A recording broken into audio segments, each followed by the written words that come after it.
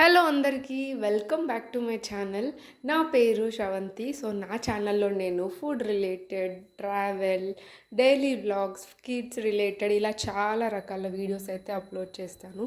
మీరు నా channel first time చూస్తుంటే ఫస్ట్ వెళ్ళేసి సబ్స్క్రైబ్ చేసుకోండి అండ్ మరిన్ని వీడియోస్ కోసం అయితే బెల్ ఐకాన్ని కూడా క్లిక్ చేయండి.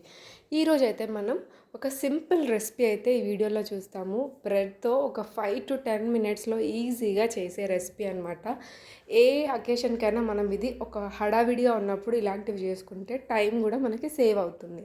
సో ఇక్కడైతే నేను ఒక హాఫ్ కప్ వరకు అయితే షుగర్ తీసేసుకున్నాను. చక్కెర ఏంటంటే మనము తక్కువ క్వాంటిటీలోనే తీసుకుంటేనే బెటర్, ఎందుకంటే బ్రెడ్ అనేది ఈజీగా అబ్జార్బ్ చేసుకుంటుంది. సో మరీ ఎక్కువైనా కూడా స్వీట్నెస్ ఎక్కువైపోతే తినడానికి అంత బాగోవు. సో చూసారు కదా, దాని తర్వాత నేను దానికి సరిపడా వాటర్ వేసేసుకొని 2 కొంచెం దంచిన ఇలాచీలను కూడా వేసేసాను. అది మరుగుతూ ఉన్నప్పుడే మనం బ్రెడ్ని సైడ్స్ అన్నిటిని కట్ చేసేసి ఇవి డైమండ్ షేప్లో కట్ చేశాను. ఆయిల్ వేడైన తర్వాత మనం వీటిని డీప్ ఫ్రై చేసుకోవడమే. డీప్ ఫ్రై అనేది మనకి కంప్లీట్ బ్రౌన్ వస్తేనే బాగుంటుంది, అప్పుడే మనకి ఇవి గట్టి పడతాయి.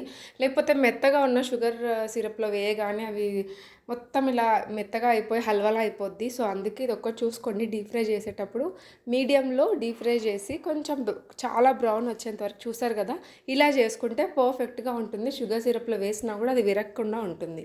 సో నేనైతే ఇక్కడ షుగర్ సిరప్ అనేది కొంచెం చిక్కబడిన తర్వాత గ్యాస్ నుండి తీసేసి పక్కన పెట్టేశాను, ఆ వేడి అంతా పోయేంత వరకు.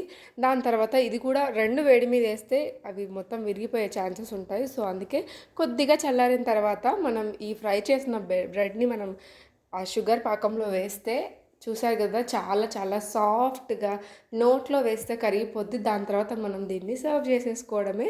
దీనిపైన మనం కావాలంటే మన చాయిస్ ఆఫ్ డ్రై ఫ్రూట్స్ కూడా కొంచెం మంచిగా క్రష్ చేసి వేసేసుకుంటే టేస్టీ ఉంటుంది. మీకు ఒకవేళ హెల్దీ వర్షన్లో కావాలి అంటే చక్కెరకి రీప్లేస్ బెల్లం చేయండి. ఎప్పుడో ఒకసారి చేసుకుంటామంటే చక్కెర అనేది ఓకే. సో ఎంతైనా చక్కెర టేస్ట్ వేరు ఉంటుంది, బట్ మనకి పిల్లలకి ఇవ్వాలంటే మాత్రం బెల్లంతో కూడా ట్రై చేయండి. చాలా చాలా బాగా వస్తుంది టేస్ట్ అది కూడా. సో చూస్తారు కదా, చాలా సింపుల్ రెసిపీ.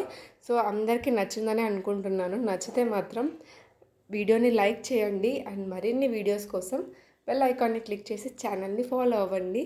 సో నా ఛానల్ ఇంకా సబ్స్క్రైబ్ చేసుకోకపోతే మాత్రం ప్లీజ్ వెళ్ళి సబ్స్క్రైబ్ చేసుకోండి. Thanks for watching. బాయ్.